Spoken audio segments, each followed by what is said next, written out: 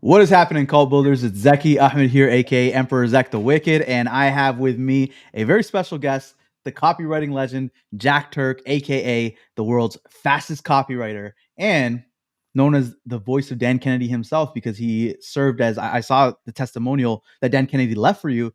He actually said that he's the person who's best been able to imitate his voice of all the people who's written copy for him. So we have a very, very exciting interview ahead of us. I spent a good amount of time before this interview diving into Jack Turk's story, stalking him a little bit online. And I gotta say, man, I know I just told you before we jumped on live, but I am really fascinated by your journey, man. I can't wait to dive into your story. Oh, well, like I said, Zach, I'm honored to be here, and I don't often get to talk to a cult, so it's really an awesome opportunity. Yes, sir. Cool. So to give you guys a little bit of an introduction, I'm just gonna like go off the dome and tell you a couple of the things that really fascinated me about Jack's story, and I'm sure we'll get into a ton more things as we're interviewing him here live. Now, if you are watching this though, before I do that, I do want to know who's all here. I see some of the comments already coming in. Dave Ryan, Amy Goddard. If you're watching this, drop me a hashtag cult in the comments, whether you're watching this YouTube, Facebook, wherever you are. Let us know if you're watching this live. We will do our best to have time for some live Q&A too, if you guys want to ask some questions. Now, Jack's story, just to give you guys a little bit of highlight, because if I'm not mistaken, Jack, you've been doing this stuff for like 40 years. So there's a lot of experiences, a lot of stuff we can go into, different eras and decades of his life. But some of the things that really stood out to me is so he actually got started really early before copywriting, before any of that, in comedy. And so, entertainment comedy back when he was in college. And I know you were part of a comedy group with Tim Allen from Home Improvement, which that was nuts to see because I remember as a little kid growing up watching Home Improvement all the time. So that was pretty cool. And then from there, you did so many different things. You worked for Microsoft. I believe in one of the interviews, I heard you were one of the people behind the scenes coding Windows Media Player and a lot of the early stuff back in the day for that. And then I know you worked on a lot of the Xbox titles, Age of Empires, which is a game I grew up playing as well. And from there, you ended up segueing into your own career as a magician. Yep. And that got you into copywriting, which got you into Dan Kennedy's world. And from there, you became the head copywriter for Dan Kennedy. So there's a lot of stuff for us to dive into. And really, what I want to make sure to get out of this interview, because I think it'll be most valuable for everyone here, is for sure all the lessons we can pull from those different eras in your journey, but also specifically when it comes to writing copy very fast, because I know for a lot of people, this is a conversation I have with folks all the time. A lot of folks in my audience are not necessarily copywriters. They might be people who have their own offers, they have their own businesses, and they've had to develop copywriting as a skill in order to sell. But for a lot of people, copywriting feels like something when you're writing a sales letter, it's just like hours upon hours of grueling hours. For a lot of people, that's what it feels like, right?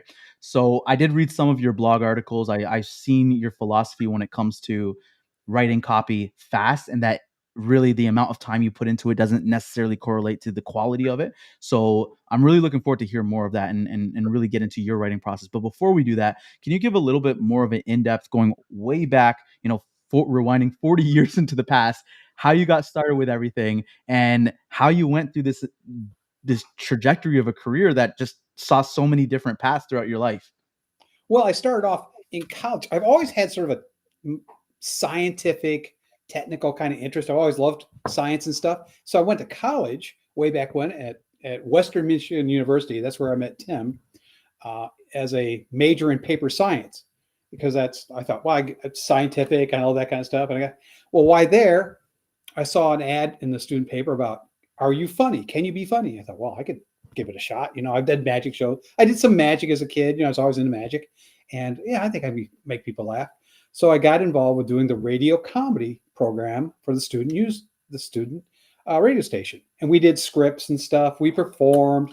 And well, it was just a lot of fun. I really got to hang out with guys who love to be creative and do neat things. And one of the guys was Tim Allen. And so that made me think, this is a whole lot more fun than making paper and working in a paper mill. So I changed majors to English, and I majored in creative writing, but I kept my minor in mathematics. So I had graduated college with a degree in English and a minor in mathematics. And I didn't know what the heck I was going to do with that. So I wound up doing technical writing for a software company. in Kalamazoo, Michigan. And that kind of bounced around the industry for years. I worked in Kalamazoo, then I went down to San Antonio, Texas, worked on a U.S. Army project, automating the MASH units for way back then. Then I bounced back to Indiana on a company that did AI and databases. So I actually worked with AI back in the late 80s. So I got my feet wet with it back then. Went to Boston, job publishing newspaper software, then wound up at Microsoft 89 with the multimedia division. Mm-hmm. And that's where I really got involved in I was the head of the documentation department for multimedia Windows. And I wrote the first help file for Windows Media Player. I wrote the first programmer documentation for Windows Video. I actually bounced around there, did some stuff for advanced technology. I was actually in the advanced technology department at Microsoft, which sounds really cool. It's not that big a deal, but at that time it sounded really cool. So anyway, we did some of the original TV stuff, the interactive television stuff that's like natural now on Netflix and whatever, Comcast, wherever you see all the video on demand stuff. We were doing prototypes and interfaces for that. I was building tools for that. I was a project manager for that. I left to start my own company in 94. I raised $3 million.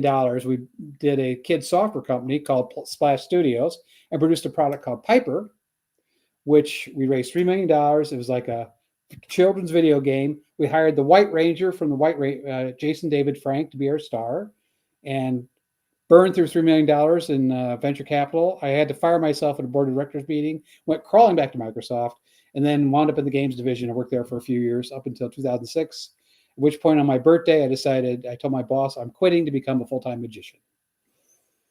And he thought I was nuts, but that's what I did. I became a full-time magician. I could probably do tricks right now, but it's like kind of whatever. But anyway, that's where I looked. I kind of, and I think this is a good lesson for anybody. Don't be afraid to reinvent yourself. I mean, really. I mean, you only live once. Be willing to reinvent yourself. Learn new skills. Try different things. When I did the magic stuff, I had met Dave D. I had learned about Dave D. I belonged to the International Brotherhood of Magicians and get their magazine. He had an ad in the magazine about like how you can make $100,000 as a full-time magician.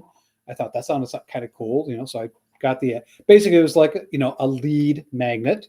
Got the lead magnet, read the sales letter, bought his course, bought his stuff, kept sending him money. Met him in person in Atlanta, and learned marketing. That's where I learned direct response marketing in the style of Dan Kennedy. Dave D taught it to me.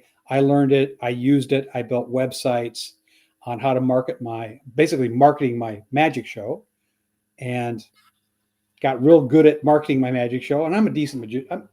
I'm a good magician. Whatever. I'm pretty good. And I like kids. I like doing shows. Whatever. But I left Microsoft. When I left, I had the magic show business, and I also bought Dave D's information business to magicians. So I actually became a guru to magicians on how to market yourself. So I had those two businesses going. Well, Dave saw I did that for a few years, and Dave saw that I was good at it. And that's how I wound up getting in at GKIC, because he went to become VP of marketing, and he knew I was a good copywriter and a solid, responsible adult. And he brought me on board, and I was the head copywriter for GKIC for 3 years, from 2012 to 2015, until I left and did my own thing. I've been doing my own thing since then. I did help them for years after that. I continued. I ghost wrote Dan Kennedy's Magnetic Marketing book and the Renegade Millionaire book. I don't have any credit on those, but I did. Those are some of my favorite books, man. I did. I love Renegade Millionaire. That's like one of my top books. It's a great book. And I won't say I didn't write it, but they had all the source materials, and I edited it and created, basically built it. But those were fun projects. But I got a chance to really working at GKIC. That's where I really became, I think, a reasonable copywriter. I had a lot of opportunity to work on lots of projects. We were a copy machine. We had to get stuff done fast. And that's where I really learned how to get copywriting done fast. I was very fast at Microsoft in writing tech manuals. We used to estimate the average writer would do like 1 page a day for like the age of like a manual for like a game. The average, when you did your project planning, you estimate about 1 page a day. So it's going to be a 100-page manual. It's going to take 100 days. Well, I was like 8 to 10 pages a day. So I was 8 to 10 times faster than the other writers, the average writer at Microsoft. And I'm still I think I'm still faster than most writers in terms of copywriting too. I claim fastest copywriter. Somehow AI did put a kink in that, perhaps a little bit, but I use GPT and I use AI now to augment my skills and be faster. In fact, I just sent an email today, kind of about the process a little bit on that. And it didn't take me nearly as long to write that one as a lot of them used to. So that's getting better and better and better. But anyway, that's kind of my story. Um, I actually got to see Tim Allen in jail when he got busted, which was an interesting. I visited him in jail, so that's kind of like a little dirty story there. Um, but he's a really great. He when I did my copywriting summit, I did a copywriting summit last year. I interviewed 26 copywriters early in the year, and Tim was like my head. He was my whale. He actually was willing to be interviewed, and I talked to him about story and the importance of story in sales and marketing, and just having great story, great narrative, and it was so much fun. He's just a really cool guy, and I'm happy to have him in my life. I'm very blessed. That's awesome. I'm curious because right now, even when you just mentioned the importance of story and when you were going to college, you actually went into creative writing and all of that. How much do you pull on those early experiences that you had in college at Microsoft? I know with Microsoft you were doing technical writing, so it was a different beast. But I'm just interested in how those early experiences feed into what you do now, especially since you mentioned at Microsoft you were writing like 10 times the speed of all the other writers. So I'm sure that feeds into the process of how you write still today. What I learned from actually one of the things I learned back in college that still applies is the concept of really outlining to a fine level of detail. Particularly, I learned this from a man who's one of my professors, Arnie Johnston, who's still alive, actually, and I'm still friends with him on Facebook. Amazingly enough, Arnie's amazing, Arnold Johnson, and he taught the concept of outlining beat by beat by beat by beat within a screenplay, within a screenplay or within a play script, like a play script, and that taught me how you a writing is basically a project, and I think of all writing as most things like a quick email. That's not really much of a project, but if you're doing something like a campaign where you've got multiple pieces and long form pieces and web pages, et cetera, you have to think of this as a project, and each one is a piece by piece by piece, and now nailing it down to even finer levels of detail. And that's something that I learned. I applied that at Microsoft in doing my manuals. I outlined them basically down to the page level. I thought in terms of like how I would view it on the page on like a 2-page spread, like on one side, what's going to be on this side, what's going to be on this side, and for like an instructional piece, that's like an instructional map for what the user needed to know at that point in time, and move to the next 2 pages, next 2 pages. And I laid my manuals out that way. And that taught me basically the discipline of thinking through the entire process first. Yeah. Okay, so you start with like the overall picture, the overall outline, and then from there you're building out the more granular parts, if I'm understanding you correctly. Yes, yeah, yeah. Okay. Actually, really thinking through the whole project, not just going off willy nilly, not without an end in mind. You really, I mean, this is a great. I love Jeff Walker's point. To what end? And I know you're great. Yeah, you're a wonderful marketer, and you understand having a real key purpose in mind. Don't just throw things at the wall. Have an objective, and that's critical with writing. 100%, 100%. All right, so, when I came across you the first time, because I actually you replied to one of my emails, and I didn't realize you're on my list, and I saw your website, and then I went to your website, Write Killer Copy Fast, and I was reading it, and the funny thing, you mentioned how you were working with AI, like, way back in the '80s, right? So, when I first saw the brand Write Killer Copy Fast, I thought the secret was gonna be something to do with AI and whatnot, which I know now you said you're using GPT. Oh yeah. And I did see some of your recent blogs on your website. Like you just published one last month. I think it was your most recent article where you're actually talking about using Chat GPT, and you had these like really built out prompts, detailed prompts to help you actually write good bullet points Mm-hmm. for your copy. But what I find particularly interesting in terms of like how you've been able to, for when you were working with Dan Kennedy, you had to pump out a lot of projects. I heard you on one interview. you guys were doing like hundreds of promos per year that you had to oversee those products, so or projects. So you had to pump out a lot of copy and you had to oversee a lot of copywriting. And what I find interesting about it is obviously AI back then was not what it is today. And also, from what I understand, you're already writing fast copy without AI. That's something you're adding to your process now, but you were already doing this without Mhm. AI. So I'd like to get a little bit more insight into what exactly your writing process looks. I know you said you start with the big picture, but like if you had to lay out your writing process step by step, how do you accomplish that where it doesn't take you a long time to write like a sales letter, for example, or something else that people might spend a tremendous amount of time on? I think, well, one of the first things there's I always talk about there's three foundational principles to writing copy fast. One is mindset. You have to have the mindset that you can write faster, because a lot of us approach it with the notion that let's just say we're artists, okay? We're writers, we're creatives, we're artists, and we're kind of wandering about the world waiting for the muse to come down from high and give us inspiration. And I don't take it that way. I mean, I'm kind of, maybe I'm an engineer of mine. I don't know, maybe whatever. I'm a practical guy, okay? I think I've got a job to do. I don't worry. I can't wait for the muse to hit. I have to get this letter done today, or I have to get a letter done by tomorrow. So what do I need? So if I have this mindset that I'm an artist, no, I'm a project manager responsible for delivering a marketing asset. So that's and you know what that does? When you think of yourself not as a writer or a creative, if you think of your project manager in charge of producing an asset, that removes all the pressure you have about trying to live up the expectations you have internally about I got to be as good as Dan. I got to be as good as John Carlton. I got to write like Gary Benzavenga. All these things, they're the ones I'm holding myself up to. You don't, that's too much pressure. And for most, unless you're in like these insanely competitive markets, most of us aren't dealing in insanely competitive high-end markets. Most of the copy that's written is written on a local level, or like a niche where it's not like insanely hard to succeed. And you get something out there that's good, it'll work. So first off, get over it's a mindset of like you're creative and you have to be an artist about this. Good enough is good enough. So that's one thing.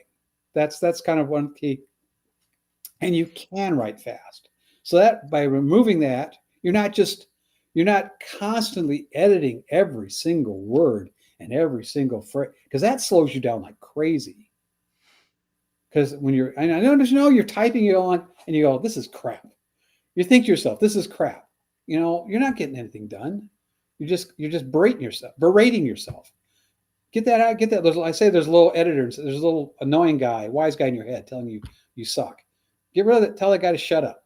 When you're writing, you write. Let yourself flow. So and get this notion that you're creating art. You're creating the next. No, you're creating a marketing asset that has a specific objective. Get it out. Get it done. Then you worry about polishing it and editing it and improving it. And I provide. Well, I have a toolkit, but you create like a checklist. What is good copy? Does it have a good call to action? Is the call to action clear, for example? Is the offer good? And honestly, this is like the key thing. You probably should spend more time on the offer and the list than the copy. If you've got, like what is it? Gary Halbert's quote about what makes a successful hamburger stand. And people say, oh, it's the quality of the meat. No, secret sauce. It's that special bun. No, you need a starving crowd. Halbert was absolutely right. You get a starving crowd. You have any hamburger in front of a starving crowd, you're going to sell a ton of them. So the starving crowd, the quality offer, those are the two things that I think, oh gosh, Brian Kurtz says, I think he says his point is like, that's like 80% of it. It's like 80% of a successful sales letter is those two things. The copy can make a difference. So that also honestly, that should take a lot of stress off people in terms of like, you think you got to be the best copywriter, really make sure you have a great offer. Really make sure you have a great offer. Really make sure it's just perfect to solve those problems for those people you're talking to. So that's kind of the key things, the mindset. Having this in mind first. You got to have tools, and I think tools, to me, the biggest tools you can have, the most important tools, is like a great swipe file, models of other, because I thoroughly believe if you want to write fast, you can never start from a blank page. Never ever. And this is why ChatGPT is so great. I mean, you can have it give you something that is, well, unless you know what you're doing, it'll give you something that's maybe 30% of the way there or 50% of the way there. It'll produce something though. Give me a sales letter, to sell my new rope trick. All right, okay, and tell you that rope that blah. It'll give you a little blah blah, and it's going to be without any sort of context or example. It'll give you something, but even that is better because now if you have any level of understanding what copy is, and you really do need to study copywriting. I mean, I read all the great books on it. I studied Dan. I read everything Dan ever wrote. I read Carlton. I got Carlton's course. I mean, I went through AWAI's course. I went through their course. I did all the stuff. I learned from Dave. I worked to learn copywriting. But having just something, then you look at that piece of crap that GPT pumps out and go, okay, it's missing this, it's missing this, it's missing this, it's missing this. But then you can muck around with it. You got something. You're not staring at a blank page going, what am I going to write? That's important. So having templates like a attention, interest, desire, action, problem, agitate, discard, solve, those types of templates. There's tons of sales letter templates out there. Having a template to start from, having a great sales letter that you've seen, that's something to model that you can turn into a template. That's fantastic to have. All those things give you something to help you, hang your pros on to get started. So you're not like, churning and, on idle. You get something down on paper fast. And the next thing, the final thing is just have some kind of system where, I worked on a book with Robert Scrow, and the book is called Monetization. Caleb O'Dowd, and great book. I helped them write the book. I basically wrote the book based on a bunch of transcripts. Brilliant stuff too. I got the opportunity to work on that book. Talks about the game is won in research, really knowing the customer, really know their pains, really know what's bugging them, what's also what they've tried before, all these things, having answers to all their objections, having all that stuff before you start. You really should have the offer nailed down before you even start writing a letter. In fact, we always at GKIC, we always made sure the first thing we did on anything was do the order form. That was the very first thing we wrote with any promotion, was the order form. So you have that nailed down. So you know what the key benefits are. Here's the guarantee. Here's the pricing model. The payment plan, et cetera, et cetera. So did I give any answers there? Anything make Yeah, sense? 100% actually. And there's a few things there that I want to dig into. And hopefully I'll remember all of them. By the way, for those of you who are watching this live, because I see there's quite a few of you with us, take advantage of the fact that you're here in the comments. You can drop your questions. I'm going to, we're approaching half an hour in. So if there are questions in a second, then I'll transition to you guys' questions. I just have a couple more questions that I want to ask. One of the ones I was going to ask right before you mentioned it, but I'm so glad that you mentioned it, was the market research part of the picture, because obviously, in order to write copy, it all starts with understanding your customer and all that. So I'm curious for you, and both you personally, how you approach it now, but even, when you were in Dan Kennedy's world and the different worlds you found yourself in, you were also doing copy for magicians and all that. What's your process and approach to market research personally? Like, how do you go about it? I try to put myself across the table from Dan. Dan always had that analogy that you're sitting across the table from your prospect, and I just try to sit myself down across the table from them and think through what's life like for them. And really, I think I'm pretty good at empathy. When I learned this when I was doing my marketing for my birthday party shows. Okay, and this is where I really learned kind of this process. Is just what's like my target market for like doing birthday party shows was a professional mother in the Seattle area. Might have worked at Microsoft, probably worked because I know a lot of women who worked at Microsoft or in the Amazon, a high tech field, whatever. And what's life like for them? I know their life is their bit. It's like every day is like chaos. You get up, it's crazy. I got to get to work. I get kids ready. I got to, kids got to get to school. I got to get out, they have lunch. I got to get them dressed, get them out the door. Then got to get to work. I had all these stresses because I know how I worked at Microsoft. I know what the intensity level is. I know what the intensity level of their job is and everything and how much they got to make sure the child care is handled. And so then they come home, they got all their responsibilities. They don't get to spend as much time with the kid as they want. I can't see my boy as much as I want. I can't see my daughter as much as I want. And when it's their birthday, they want this to be really special. I want this to be really special.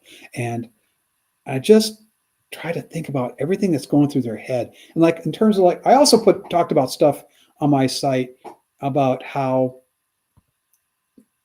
they don't have to worry about me, because I appreciate you're inviting a stranger into your home to be with your child and your friend's child, your children, your friend's kids. And there's the level of stress with that. So you want to be assured that this is someone you can trust, who's going to be responsible, who's going to be caring and funny. And, so I just kind of went through that whole process of what's really going on in their minds and really trying to understand that. I think maybe I had a benefit of working with even what I did at Microsoft. I did the instructional design for a flight simulator. And when I came into the group, had to do all that stuff. And I was new to the group. I knew nothing about planes. I mean, when I got into that group, I knew nothing about planes other than like I'd seen the game. And that was a pretty hardcore, old school group of people who just love Flight Simulator. I mean, the guys and gals and everybody who worked on that team, they were hardcore simmers. And many of them have been for years since it started back in Chicago, way back when with the early versions. So when I came on board, the guy who was in charge, kind of the lead project manager, was extremely skeptical of me because I knew nothing about flight. And I had to do a documentation plan, instructional plan. And in going through that process, I thought through who are the users of flight sim. Well, there's the people who are the hardcore flight simmers, the guys who just they'll build like an environment. They'll have the PC in front of them and they'll build out the cockpit and everything else in front. I mean, and they got the joystick and that, and they do that. There's people that they go out, and I did the research. Try to recreate the airplane. Oh yeah, they recreate the plane. They will like fly on a weekend. They'll start up the flight from Seattle, and they'll get off. They'll get up and they'll head off to like they're heading off to Europe. Most guys are going to UK, and they'll get up and then they'll leave their desk and they'll go upstairs and have breakfast or something. Oh, okay, we got to make an adjustment. They'll go back down. They'll make the adjustment. They got to hit a wayfaring point. Cool. Okay, cool. I'm good. Okay, that's good. So I'll go walk around and hang out a little bit. Oh, okay, we're getting ready to land. So they'll actually go back. So they're into it to that degree that it's part of their life. I mean, so that's one audience. Then there's another audience where people maybe like you who have heard of flight sim. You're an Age of Empires guy. I loved Age of Empires. It's so much fun. I mean, but flight sim sounds neat. I don't really know about it. So I make sure we addressed what's their, where are they at in terms of their level of understanding of planes, how much they care, what they're interested in. They probably want more fun adventures, more gamey elements. They don't care that, And then there's another third audience that I described in my plan was the world of software developers who built add-ons to flight sim, it was like their opportunity. There was a huge aftermarket for add-ons for flight sim at that point in time, and I had to make sure their needs were addressed. They had the right software developed SDK written that had all the sample code, et cetera, and all the tools so they can, and access to the whole platform, et cetera, et cetera. So when I wrote that out, I handed that plan in. The guy just was, this is the best thing he'd ever seen in terms of thinking through this, because that's what you got to do when you're doing your research for marketing as well, and copy. Really think things through from their point of view, what they want. Dan talks about hopes, dreams, fears, and pain. Those are four pretty good ones. If you just cover that, and what are they thinking about at 4 o'clock in the morning when they wake up, staring at the ceiling in the middle of the night? What's keeping them awake? That kind of stuff is what really makes your copy sing. For sure. Awesome. All right. So I want to circle back to one of the things you mentioned a little bit ago, and you said, the copywriting is almost like an afterthought in a way, in that like the focus is way more on the offer and the list. And I know we talked a bit about why the offer is so important, and I know this is almost, for a lot of people in my audience, is going to be like almost a cliche, because everyone always talks about offer, offer, offer, but it is important. And I'm curious to hear from you, when you think of a good offer. You've obviously worked on a lot of offers now by this point in the decades that you've been in this business. When you're crafting an offer, what are the real needle movers that you're thinking about? What are the kind of like the main things really now that go after 40 years of doing this, that you immediately think of when you're thinking of an offer? That's the first question. And hopefully if I give you a two-part question, you'll be able to remember the second question. But the other one is, I want to laser down on what you meant, if you can elaborate a little bit on the list part of it as well. Okay. In terms of the offer, my sort of rule of thumb is, I think the offer should be so good you kind of feel like you're giving away the store a little bit. If it doesn't, because it really should be, I think a great offer should just blow people away. They should just be going, it's everything I ever wanted to solve this problem and more. I remember talking, and Caleb in the book Monetization talks about, he worked with Halbert, and Halbert would say, let's make this the whole point of they talk about the offer first. Halbert always talk about keep piling on so good that there's just no way they can say no.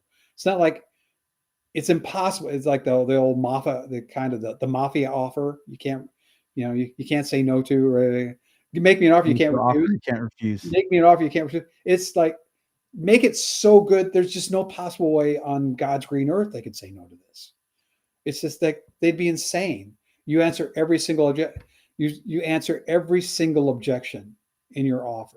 Now you can, that would be the ultimate offer. Sometimes you can only, this is, I know the whole value ladder, whatever, the stack, where you're like, this is like, that would be like, basically everybody just want, I want somebody to cook my dinner, that make it all gourmet food, go buy the food, cook the food, basically feed me, clean up afterwards, and I don't have to do anything except sit there, be fat and happy, and swallow. That's it. That's the ultimate offer, really. Well, something below that would be, okay, I'll feed myself. All right, I can handle that. You go down there, okay, fine, I'll cook it myself. After.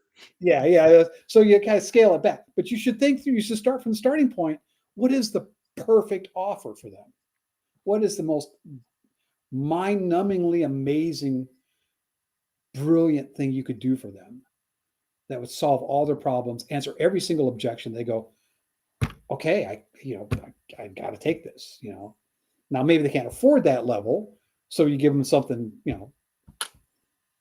slightly less they could afford, or what, you kind of scale it back. But I think that's kind of the process you want to think through in doing your offers. For sure. And when you said the list part as well, I know you talked about the whole starving crowd, but can you elaborate a little bit more on what you're really focusing on when it comes to your list? I think it's the big, and honestly, this is so hard. I will acknowledge this too. We talked a little bit about, the people probably watching today. I'm talking about, I got an email list. I don't, I'll be honest, I'm not sure who's on my email list. I don't know. I've met some of them though. I had a chance to meet some. That's kind of cool actually. But the thing, who are you for? Who's your person? When I did magic show, when I was doing the stuff for magicians, When I was doing stuff for magicians, I knew magicians because I've been a magician. I really knew that person. You really want to. I think it's best if you can offer products and services to people you can so totally relate to that then the research part is not it's not really hard. It's actually fun because you're getting to know more and more about the people you love, the people like you. It's really hard to do copy for people that are in a niche. I'll be honest. I did something I did a TV. Well, this is going to make me sound horrible, but I'll be honest. Okay, this is okay. I had to do a TV commercial for like a pet insurance. Okay, so in case your dog gets sick or whatever, it saves you money, or they got to fix their dog. I'm not really a pet person. I'll be honest. I'm not. I love my kids, and I've had pets, but I'm not. I have no desire to have a no desire to have a pet. That's just not me. It's just I didn't grow up with pets, and it's just not me. And so I don't think what I developed for them was really because I don't know that heart. I don't have that same heart. I'll be honest. I don't. But if you have, if you have that kind of heart, I think you should have that kind of heart for, it was easy for you to do moms because I love kids. I love kids. I mean, I do. I love my kids. I love my grandkids. I mean, I just love kids.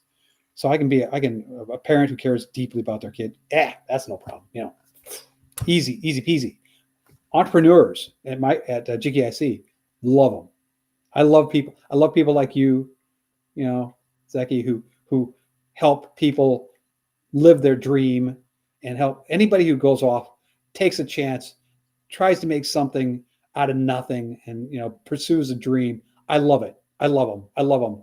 God bless them. May the best. So I can write to that, so that's kind of like what I think, but you can't kind of go, I can't write to like someone who wants to live their dream, like maybe as an affiliate marketer. Okay. I'm going to sell something to them. And it's also an aftershave. You know what I mean? Or like it will also help. It'll also help you in,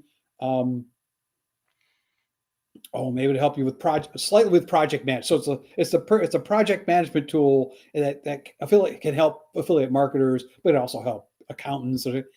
That's too diverse. Yeah. And it's not focused. That's what I mean. I think about lists. Really nail your list. As much as you can niche it, as much as you can focus it, the better you can do that, the more effective your copy will be and your offer will be. For sure. Appreciate that. So, okay, cool. So in a second, we'll transition to any questions. I don't know if I missed any questions in the comments. So if you are watching this, if you did leave any questions, please drop your question again. And I would love to pull a couple questions from the audience. If you guys have questions, might as well take advantage of Jack while he's here with us live. Now, with that said, man, we did have a little bit of a chat before we went live with everybody. And we were talking a little bit about our experiences and some overlap because I started, years ago when I started my journey, I got started in affiliate marketing. You went through a lot of different stuff in the online space and, make money online. We were talking a little bit about, it's funny, even right now, as you were saying your story, you mentioned Kalamazoo. So I actually grew up in East Lansing, Michigan. Oh, So when you said, I was like right around your neck of the woods. That's oh where my I God. was playing Age of Empires. You were like right around there as well. I remember passing on the highway, always seeing the sign for Kalamazoo all the time. So that was pretty cool. You mentioned you had a funny story from back when you were doing your Google PPC days, and you said the rich asshole, or what was it? It was before my time.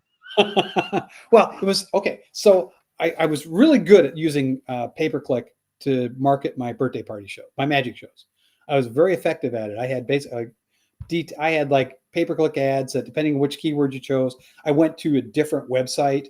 I had one website for general purpose magic. I had one website for birthday parties. I had one website for kids magic. So they're very depending which keyword, which pay-per-click you went to. So, and I was doing great. I was spending maybe a couple $100 this is about keyword. It was cheap back then, but I was spending maybe a couple $100 a month and getting at least 5 to 10 shows a month. So easily getting great return on my investment. Okay, off these. And I also was trying to do some online marketing and some stuff. I had like the info business to magicians, and I was trying some other things.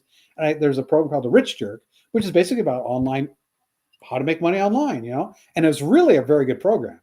It was an excellent program. The guy was an asshole, or it was this persona to be an asshole and a jerk, and he was that way. But it was a really good program. I bought it, and they had an affiliate. And I thought, well, I'll just want. So I promoted it, and like a year after that, I sent one email about. I created one little ad on pay per click. I ran it for maybe a week or something like that, and a year later, Google shut me down. That And I sucks. said, "Why did you shut me down?" So it's for promoting scam stuff. And I think I think I had that pay per click ad for maybe a day or no more than like not even a week. But I they mean, they banned you a year later after and a you had year later they banned me. that They sucks, shut man. down my entire. They shut, and that really hammered my birthday party. That hammered my magic show business. Yeah, So because you're using the same account, which means you can't advertise that either, right? yeah, Mm. so I had to create a whole new account under a whole new credit card. I had to get different IP addresses. I would go to Starbucks and log in from Starbucks, so the IP didn't I mean, I went like all around, you know, dark webbing it to figure out how to avoid getting shut down again. But That's I funny, man. was Something livid. similar happened to me with Facebook. I'm banned right now from running Facebook ads, and it's because years ago, like 6, 7 years ago, I had a drop shipping business, and then and I had ads that I was running at that point, which were totally fine. They didn't violate Facebook rules or anything, and I put those ads on pause. I should have deleted the ads. I just had them on pause. Later on, in the middle, at some point, I think it was like 2020 or something, they introduced some new rules, and then I get these notifications. I haven't been running the ads for like 2 years or 3 years. I get these notifications. They're like, "We reviewed some of your ads from before. It violates our rules. You're now banned from running ads." And I haven't been able to fix it till now, man. That's that's that's why it's so important to have what Dan always talks about, like the most dangerous number in any business is one. Yeah, One marketing media, one customer, etc. One. You got to have a variety of marketing, direct mail, email. Email's great because then you own your list. You own yeah. your list and get their addresses and get their physical addresses if you can, because then just in case your email provider shuts you down, you at least have physical contact information. Yeah, and you can get text messages now too. Oh yes, yeah, absolutely, yes. Cool. I do see, by the way, Jack, I see some questions came in, so I'll read out some of the questions that came in while we're chatting. So, someone on YouTube asked, "How would you create a tangible offer for health and spirituality niche?" A little bit of a general question, but we'll see where you take Um, that. those are those are really two different. I mean, I can see the blend, how spirituality does affect your health. It really depends on what is the driving pain point that you can solve. That's the key. And what do you bring that's unique to the table? I mean, I think Dan talks about like things like, can you do things something? Can you do it faster? Can you make it easier? Can you guarantee can you guarantee it in some way that can't be done? Is there some sort of unique mechanism you have that makes you stand out from the crowd? Those are kind of the key things levers you want to be looking at. Speed is a big one. Speed and ease. Those are huge.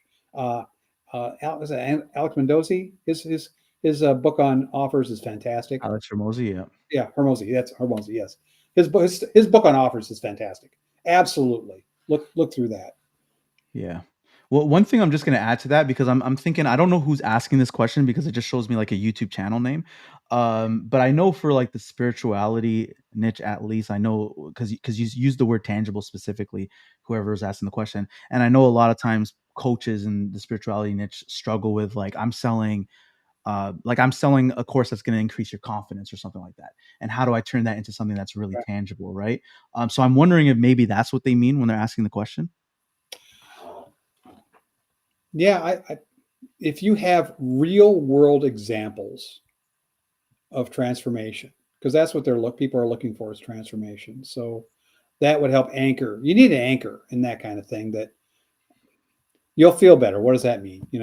But if you Yeah. have, yeah, that's fuzzy. The more you can anchor it to something you can actually point to, I mean that gives it credence and solidity.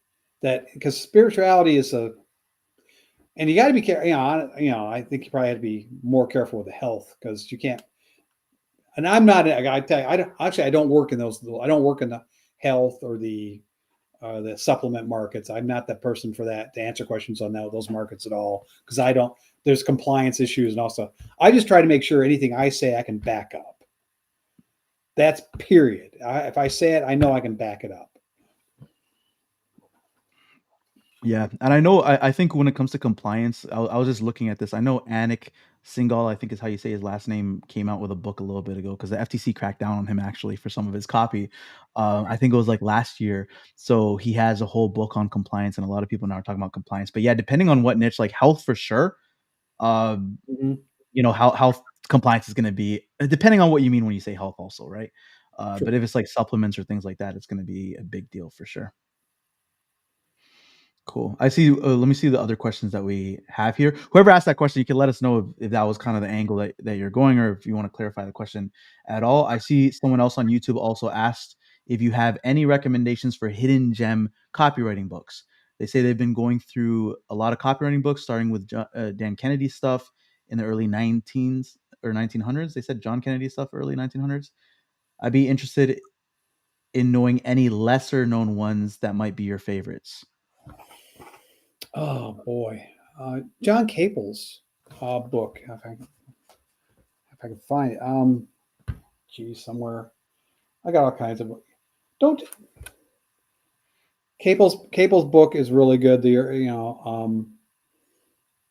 I have Eugene. I mean, obviously, breakthrough advertising. I mean, without a doubt. I don't know if that's really that. And I think the only source of that is Brian Kurtz now. Yeah, But that's invest in that. Period. Get breakthrough advertising by Eugene Schwartz because that will open your mind to things you had never thought of before, particularly in offers and like how we're sort of the journey of a prospect from where they are. They don't know nothing about you up to the point you're basically sitting beside you. That's that whole all those different stages and how you adjust your messaging at each point in time. Brilliant stuff. I mean, stuff by Cialdini too. I mean, Cialdini is fantastic. I mean, in fact, I was watching a webinar with him, part of Shaw put on just last week, him and Dan, to the Indian audience, and it was fantastic. And he made some great observations about one of which I'll just share it was he putting the testimonial as early as possible in the copy mm, because they have done studies that show the earlier you put it in the copy, the more it influences the impression of the copy throughout from that point forward. So establishing a testimonial and the social proof right up front has tremendous value. So that and Cialdini is fantastic. I mean, his insights on reciprocity and everything else are amazing. for sure. When you're saying as early as possible in the copy, like how early are you talking? I've just been playing with. Did a couple of emails today. I put them up after the first or second paragraph. I love doing testimonials as headlines. In fact, a lot of times I've taken a testimonial and use that as a headline. It's fantastic. Sometimes some of the best headlines honestly come from what people say about you. Why wouldn't you use it? That's fantastic. For sure. Especially sometimes, I mean, sometimes you get testimonials where it's like a perfect soundbite too. So those definitely would make for an amazing headline for sure. Cool, cool. So I do see some more questions. So we'll blaze through some of them. I'll say we'll go for like 10 more minutes or so because we're almost on the hour. So we'll take a couple more questions. If anyone wants to squeeze in a couple last ones, we'll see if we fit those ones in as well. I see one person asked for some more of your thoughts on AI. Specifically, they said, what are your thoughts on AI and plugging frameworks into it to create your offers, emails to plug into one's automation, and content creation in general? The key with AI using large language models. I have played mostly with ChatGPT, OpenAI stuff. I have not played, played a little bit with Claude. I haven't played with much with anything else. Um, the key is really giving it context and examples. And with those two things in mind, that really ups the quality level significantly. And one it's also, I found, just as a general purpose rule, a buddy of mine said, treat it like it's a fourth grader, because it's a really smart fourth grader, but it's a fourth grader, and it'll Yeah. like it'll like BS you, and it'll like try to slide, and it'll ignore, it'll ignore you. You tell it to do this, and it'll ignore you, and you have to stay on top of it. It really is like, I mean, I think that's one of the best metaphors possible, because, and if you beat on it, and I don't mean, maybe that's the right rote term now, but you like hold it accountable and say, no, that's not good enough. You can do better, and say, here's an example of what I really wanted. Okay, this is good writing. Why aren't you doing this? Do that. And if you go back and forth with it, you can make it a lot better. I've been doing a lot of stuff with building GPTs, and I'm going to share. I think, I don't know if this is like nobody else does this. I'm sure tons of people do this, but I kind of discovered it. Is I'll build a GPT. You get the instructions for the GPT that's in the configure section, and you'll build it, and you work with a little bit. And you go, you know what? What else could I add to your instructions to make you better? What's missing? And it'll respond to you. And it'll give you suggestions. Okay. And you say, okay, I put that in, da da da, and then you update it. And okay, what else is, and play with more, and like, what else is missing? What haven't we talked about that needs to be included? And you can iteratively make your GPTs better by pushing on them and asking them, what will it take to make this better? If I'm going to add prompts to this, what should I do with the prompts to really make sure I get the output I want? Here's an example of what I want. What am I missing? So going back and forth with it is extremely valuable, and can make a huge difference in the quality output.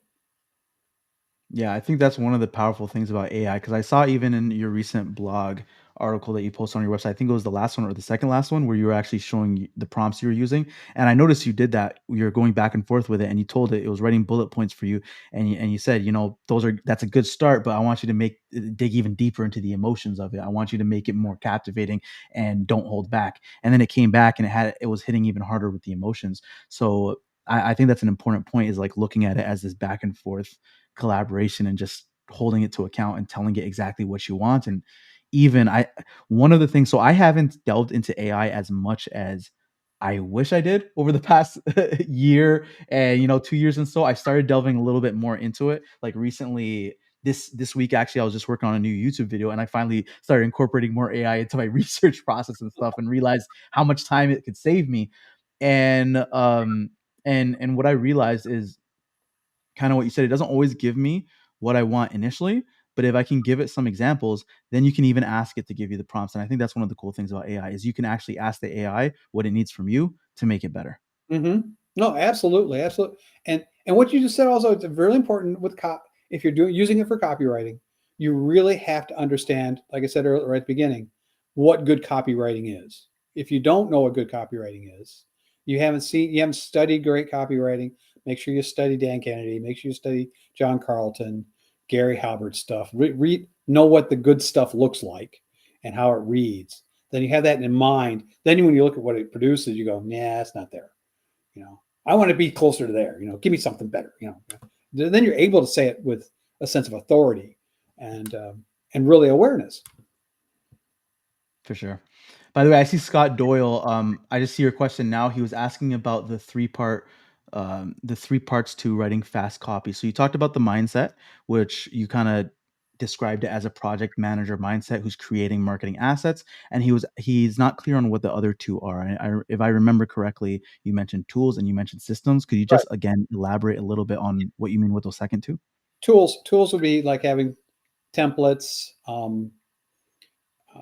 templates, swipe files, chat GPT, AI, having a preset bunch of tools. I mean, I created GPTs to help me.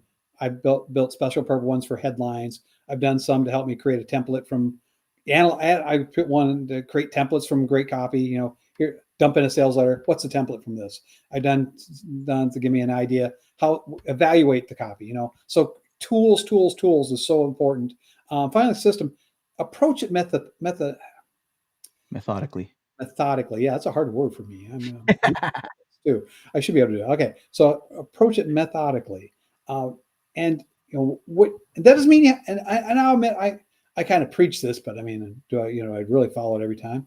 I do. I really want to make sure I understand the customer first. That's just so important. Really do that. Do your research first. The more you can dive into the customer and the offer. I mean, that's sort of the really system. Then have a template. Pick something you think is good. Come up with like the hook. Come up with like what is the big idea. That's important also. I mean that once you have that. I mean, the email I did today, it was basically the idea that came to me while I was like playing with. I was playing with GPT, and I'm trying to build me a jackbot. Okay, I'd never tried doing this, and thought, okay, I'll try to write a bot that sounds like me, and that's not easy. I got something, but it wasn't bad. But it basically, when I asked it, tell me about me, it said, I plugged in on my history, a bunch of my article, a bunch of my writing and stuff, and it said a bunch of really nice things about me. And I thought, holy crap, why did I write? I built a self-aggrandizement engine here. It's fantastic. I got just like, tell me more about me, okay? I get it was wonderful, and that was my big idea. That kind of gave me the big idea for my email, and I kind of wrote an email around that and played, that. But like, that's what's great about emails, that you got to have a, what's the one central thing for your. Once you get that, you can write fast, no problem. For sure. Cool. So we have one more question from the audience, and I actually have one question that I want to ask you. So I'm going to ask my question first, just because I feel like I'm going to forget it. My ADHD mind is just going to let go of the question if I don't ask it right away, and then I'll ask you the final question, and we'll wrap it up there for today. So now I'm curious, and I know this is for a smaller segment of my audience. Most of my audience are not necessarily copywriters; they're people that have their own offers or they are selling things. But I do have within my audience people who are copywriters and who take on clients and so on. So one of the things I found really interesting about you is I saw the testimonial that Dan Kennedy left for you from when you used to be his head of copy and when you wrote copy for him and ghostwrote for him and all of that. And he said that basically nobody has been able to capture his voice as good as you. And I'm curious, now when you're working for someone, whether it's Dan Kennedy or another client, clearly you mastered the art of capturing somebody's voice. So how exactly do you do that? That's all research. I mean, when I got on board with Dan, I made sure I just read everything I could about him. I read everything he'd ever written. I'd read things people had written about him. I'd listened to his. It was really great to listen to his audios, because then I could hear his voice. When you're really writing well in somebody else's voice, you can hear their voice. And when I was doing Dan stuff, I could hear Dan talking. If it didn't sound like Dan, I knew I wasn't really getting Dan. So I thought that's a really important thing. And really knowing you want to know about their life too. I actually made a mistake, huge mistake early on, that they fortunately didn't kick me out. Yeah. And like when my trial, they gave me a little test run first before they really hired me. And I made a huge mistake, but they gave me a pass on it. I mentioned Dan using a cell phone. Dan does not use a cell phone. He's like notorious for that. Oh, good Lord. And that was, I'm surprised they didn't cut me off at the knees at that point, but they did. But that was a grave mistake, to say Dan used that. But that's the kind of thing. What are the kind of, little quirks they have? That's the kind of stuff that also, it helps you create copy that then you can tell their stories. You can tell stories, and it sounds like, if you can basically you rehash what they've already written. I mean, I would tell a story that Dan had told already. I would make up something about Dan, but that story exists. So that's really the key.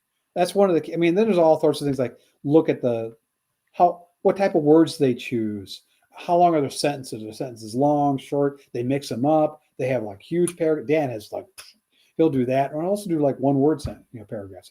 He bounces off. Dan, this is the best tip from Dan too for copywriters. It was buried deep in an interview with him, and he never said it anywhere else that I know of. And I use it all. I say it all the time. Somebody asked, "Why are you such a great copywriter?" He said, "Because I say interesting things in interesting ways." If there's a writer downer from our little chat today, that is it. If I want to be remembered, I said interesting things in interesting ways. That's critical. That's so brilliant, and I credit Dan 1,000% for that. What a marvelous observation. Love it. It's awesome. And I see in the comments we got some copywriters watching in that are appreciating this and getting a lot of value from it. By the way, guys, Jack took the time out of his night. I mean, what time zone are you in right now? Pacific. Evening for you? Pacific. Oh, you're a couple hours Yeah, behind yeah, me. yeah. It's 7 p.m. for me. But he took the time to hang out with us here today. I really appreciate you, Jack. If you guys got value from this, I'd love to hear what your biggest takeaway was. So just drop a comment below wherever you're watching this. Drop a comment. Let us know what your biggest takeaway was from this interview so far. We did hit the hour, so I'm gonna see. I think there was one last question from the audience. Let me see if I can find it. It was about paid ads because of the discussion we had earlier about PPC. Someone mentioned that one of the issues they run into with paid ads nowadays is that the platforms prohibit to a certain degree trying to target people's personal problems and vulnerabilities. Now, I don't know if you're actively running paid ads these days, Uh, but do you have any advice on that front? what I was doing, I was way back when I was doing didn't I didn't do personal. The only I did pay the closest thing was like I did one for someone who did like eyeliner make eyeliner tattoos. She would tattoo like that kind of stuff. Yeah, And permanent makeup. yeah, makeup. And I said something. One was like eyeliner. Eyeliner. What I forget what the right term, the actual term. It's been forever. But like let's say eye, eyelid tattoos. We'll fix the screw up the other guy made. And that was basically the clip, the pay per click ad.